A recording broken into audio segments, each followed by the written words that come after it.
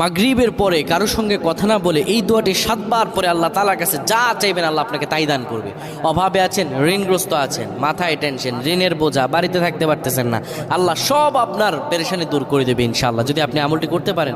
আমল মানুষের জীবন বদলিয়ে দেয়, আমল মানুষের জীবনকে পরিবর্তন করে দেয়। আল্লাহ তাআলা আপনার সব দোয়া কবুল করে নেবেন ইনশাআল্লাহ।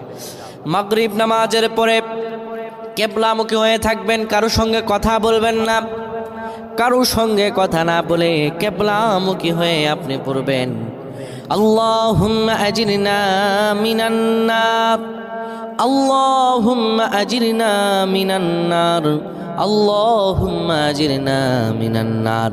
যদি এটি আপনি মাগরিব নামাজের পরে কারোর সঙ্গে কথা না বলে পড়ে 7 বার পরে দুটি হাত তুলে আল্লাহর কাছে দোয়া করেন, আল্লাহ জাহান্নামের আগুন থেকেও বাঁচাবেন এবং আল্লাহ আপনার সব দোয়াগুলো কবুল আর মঞ্জুর করে নেবেন। আল্লাহুম্মা আমিন।